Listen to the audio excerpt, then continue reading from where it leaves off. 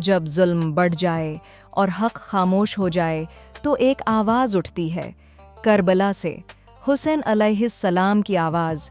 آج شیخوں کے گھر میں ایک سوال اٹھا ہے اور اس کا جواب تاریخ سے ملے گا۔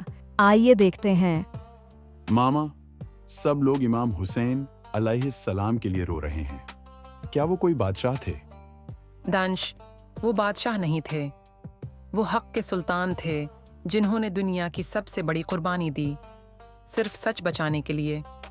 ماما، تو کیا انہوں نے اپنی فیملی بھی قربان کر دی؟ لائبہ، کربلا میں چھوٹے علی اصغر علیہ السلام سے لے کر بڑے علی اکبر علیہ السلام تک سب نے جان دی، لیکن جھوٹ کے آگے جھکے نہیں۔ کربلا ہمیں صرف غم نہیں دیتی، یہ سکھاتی ہے کہ ظلم کے سامنے خاموش نہ رہو، چاہے تم تنہا ہی کیوں نہ ہو۔ اللہ ہمیں ان کے راستے پر چلنے کی توفیق دے جنہوں نے دین کی خاطر سب کچھ قربان کر دیا۔ حسین علیہ السلام جیسا کوئی نہیں ہو سکتا، مگر ہم یہ ضرور کر سکتے ہیں کہ ان کی قربانی کو یاد رکھیں اور حق پر ڈٹ جائیں۔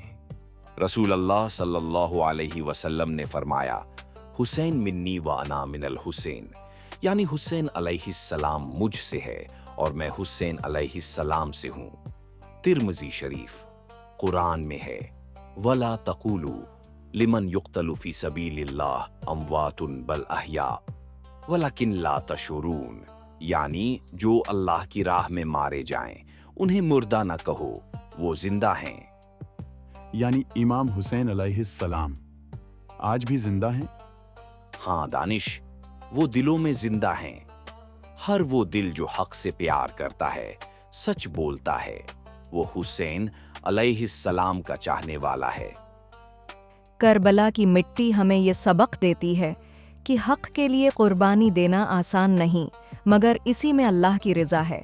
حسین علیہ السلام نے ہمیں سکھایا کہ اگر سب کچھ لٹا کر بھی اللہ راضی ہو تو یہی اصل کامیابی ہے۔ ہم سب امام حسین علیہ السلام کے راستے پر چلنے کی کوشش کریں گے، سچ بولیں گے، جھوٹ سے نفرت کریں گے اور دین پر قائم رہیں گے۔ بس بیٹا، دعا یہی ہے کہ اللہ ہمیں بھی وہی صبر، وہی ہمت عطا کرے جو حسین علیہ السلام نے کربلا میں دکھائی۔ کربلا کوئی قصہ نہیں، یہ راستہ ہے جو حق، قربانی اور اللہ کی رضا کی طرف لے جاتا ہے۔ کربلا ہمیں رونے کے لیے نہیں، جاگنے کے لیے بلاتی ہے۔